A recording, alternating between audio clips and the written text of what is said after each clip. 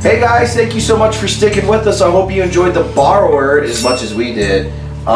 Just a nice, weird, strange, early 90s, straight to video, fucking sci-fi, horror, odd classic. There's some interesting facts about this movie that I wanted to get into. And although this movie was released in 91, it feels like a late 80s movie, is because it was actually, it was recorded, it was filmed, not recorded, everything's all recorded now, in 1988, and it was done by a company called the Atlantic Entertainment Group, and they fucking went tits up. What does tits up mean? Bankrupt. They're done. I know, laying down on their back and the tits are up. Kind of like a serial killer that kills you or someone tits up. Tits up, yeah. So it spent 3 years on the shelf in limbo, and it was scooped up by the infamous Cannon Group. So the Cannon Group basically are, how can I explain the Cannon Group? They've done everything from the Revenge of the Ninja movies, and they did, what else did they fucking do? They did Cyborg, but they bought this, they didn't make it, they just bought it and released it. So they were more of the releasers. But it just didn't have that Canon vibe, because Canon just has a weird vibe. So it's very strange. Director John McNaughton was quoted by saying, "When I got the script for The Borrower, I was broke. I got sent bad script after bad script, and then came The Borrower, which in some sense was also a bad script. But the concept of this creature that takes the heads off of people and somehow occupies their lives, to me was a metaphor for what actors actually really do. So this gave me something to take hold of, other than just monster that jumps you from behind the tree to scare you and eat you. It actually is a weird concept. So yeah, it's really weird, man. Like, it's just a weird horror type concept. In this movie, if you watch it, John McNaughton shamelessly promoted his other film, Henry Portrait of a Serial Killer, throughout The Borrower. During one of the scenes in the hospital, you can hear a trailer in the background for Henry Portrait of a Serial Killer, and you can also see posters and flyers all throughout the movie for Henry Portrait of a Serial Killer in this, which is really fucking cool. So it's like just shamelessly promoting his old movies. What are you're making all kinds of noise back there, bro. Just stay still. Calm down. You fucking got me. Just. Sorry. So what happens when you fucking drag these fucking crazy Indians from the fucking desert to help us fucking shoot shit? You know, just calm down, bro. You're good. We love you. It's okay. Put that torch down, by the way. Thank you. Oh, by the way, I have to thank Mr. Greg Mo Roberts for this Androidvision on air. Does it look good? Yes, it's beautiful. It's but beautiful. That's not. This is. What the fuck is fucking doing here? Why don't you tell me about that? Because I just noticed it. Jesus Christ. Alright, there, it's off. No, Jesus Christ. He had nothing to do with it. Jesus did not have nothing to do with it. He's not here. It's hot, sticky. Yeah. Alright, guys, up next, questions with Caitlin.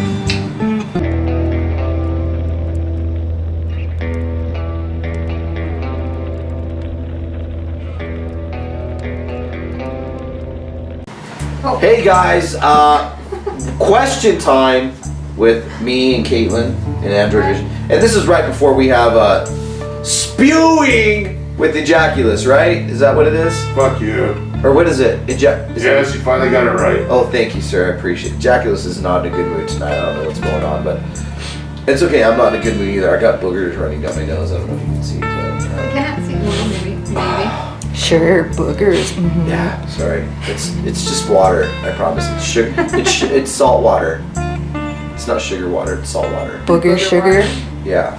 Wasn't doing lines before the show. I promise. We're doing them afterwards. Afterwards, we're doing lines. Gotta save all night. It's Mother's Day. Oh yeah, it's Mother's Day. Well, it was It Mother's was. Day, I guess. Yeah, it was. Before. Yeah, before. Forward. All right. Cool. Question time with Caitlin. Shoot your load. I'm gonna shoot my load. There you All go. right, let's see here. What serial killers could you potentially find it in your heart to forgive?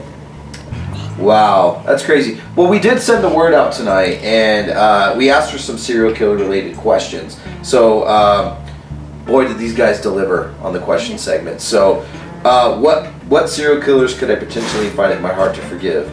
Bill Stone King from Wisco. I would say the Dracula killer, aka the vampire of Sacramento, the vampire killer Richard Chase. I would forgive him because he was fucking nuts. He was like not like your normal serial killer who lived a normal life. The dude actually like was schizophrenic and had crazy OCD and crazy delusional thinking and thought that like he legit had a blood deficiency and he had to drink the blood of living creatures. I think that I can forgive. I can forgive. Well, I don't forgive his mother who said that she could raise her son better than the mental hospitals could and weaned him off his fucking antipsychotic medicine. Oh, yeah, those people kind of suck. Fuck that bitch. That's what I say. The Butcher of Plainfield is another one, or the Ghoul of Plainfield as they called him. Old Ed Gein. Ed Gein I'd forgive because he did die in a mental institution. And if Ed Gein was in the 50s, if Was he a serial killer? He wasn't, was he? No, he only killed one bitch. Really? Yep. Yeah, he just fucking ate people and He dug up the dead ones. yeah, and fucked them. Oh, it was like one bitch furnished his whole house? Wow. Yeah. That's No, a big no. bitch. He would go find the freshies. The freshies. You go munging. That's when it's dirty. Look it up. Munging. Mumming. Munging. Munging. M-U-N-G. Oh, what's munging? It's when you find a fresh corpse and you get your buddy to eat its pussy, and then you jump off the tombstone onto the stomach and it squirts all the shit into your mouth. Oh, god damn! That was a lot to take it. Coming in with the fire ejaculus. Well, apparently good was into sucking the maggots out of eyeballs and the pussy. He was just a cross-dresser too. Like he's all fucked up. So I forgive the dude. I forgive him because it was his mother. Now, very controversial, and I'm probably gonna catch some shit for this. I'm gonna catch some fuck yous. Dahmer. And this is why I say Dahmer.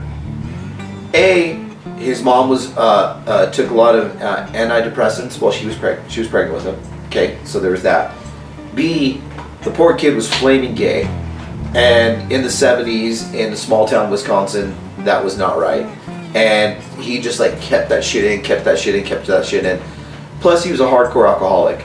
So whenever he got drunk, he got that little tickle in his asshole and wanted to get fucked. And he preferred black men. Nothing wrong with that. Not gay shaming or race shaming or anything like that. But he was so fucked up when he got drunk with them and fucked them, he wanted to keep them forever.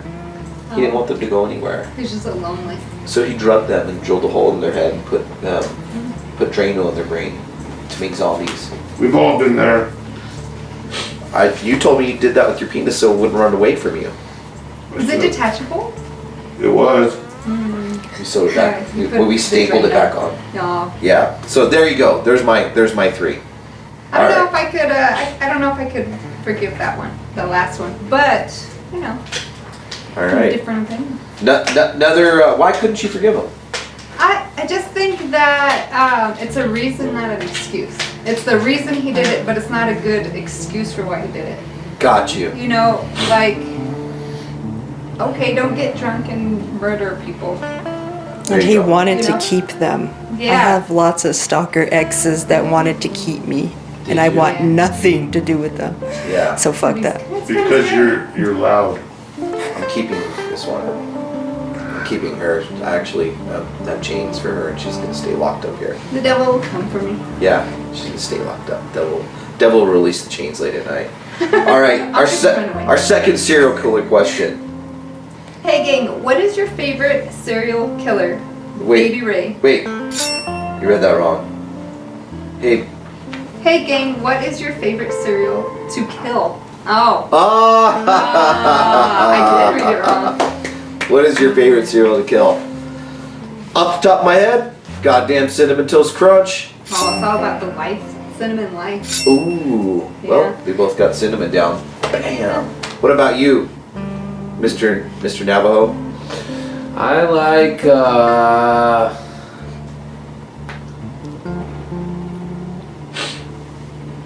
fucked it up. All right, what about you? I used to love, back in the 90s, Spider-Man cereal. It was like Chex with marshmallows. It was so fucking good. Spider-Man Sounds cereal. really good. What about you, Ejaculus? I just eat lots of fiber in my cereal to keep my asshole clean. So fiber one. There you There you go. go. Grape nuts, Grape nuts. That's actually pretty tasty. Iced tea grape they're nuts. like little rabbit shits. Yeah, they are. fucking all your goddamn fucking molar, your filling molars come out, the fillings, after you eat them. So there you go. That's our favorite. All right, last question for our serial killer segment. Who was the United States' first recorded serial killer? Huh, from old Rick Letcher. All right, so I had to do some research on this because I thought I knew a fucking lot about serial killers, right? Like I was like fucking, what's his name? Jack the Ripper? No, he was American. That was English. Holmes, yeah. But I fucking dug up some shit that blew me the fuck away. So Micah Big Harp and Willie Little Harp, they terrorized the western frontier for years, killing men, women, and children without discretion, and considered the first America's first serial killers in the late 1700s. And they were like fought in the American Revolution, but they just fucking robbed people on the road, and then they actually got wives, and they would sleep in fucking caves and fucking just like caravan across the fuck and killed kids. And their big thing, this is really crazy, their big thing was disemboweling people and filling their cavities up with fucking rocks and just leaving them in the river so nobody could find their bodies. And one of them ended up fucking the Pinkertons, or I don't know what was considered the FBI back then. Fucking, they were hot on their trail. They caught one. They fucking hung him on sight. It wasn't even like trial, this, that. Hung that motherfucker on sight. And his brother went on run for a while, and they actually shot him. So yeah, Google it. Micah Big Harp and Willie Little Harp. Their parents were fucking from another country. Fucking crazy, wild. It needs to be fucking discussed on a podcast or something somewhere. I was like, fucking never heard of these guys. Reading their fucking crimes fucking blew me away. So it's really weird. Speaking of serial killers and space adventurers, up next, spewing with Ejaculus. We'll be right back.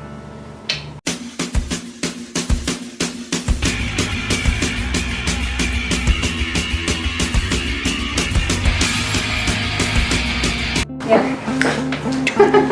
You know what my favorite serial killer is? U.S. government.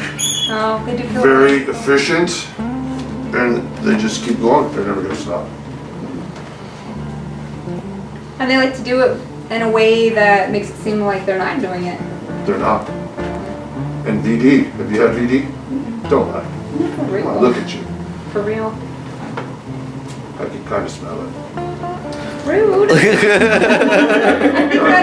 That's your little penis picture here. Hungry. I know the funk from that thing, but that's something brewing over there. Anyway, What do you think it is?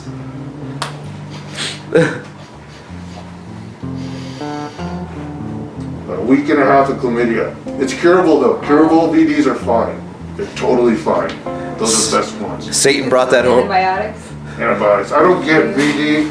I have half alien blood, so I don't have to worry about that sort of thing. I just get a little scratch, sometimes a wart, and pop it. Oh, that explains the red bumps everywhere. Yes, but those, they feel magnificent. Oh, really? You should try them sometime. VD, get you some.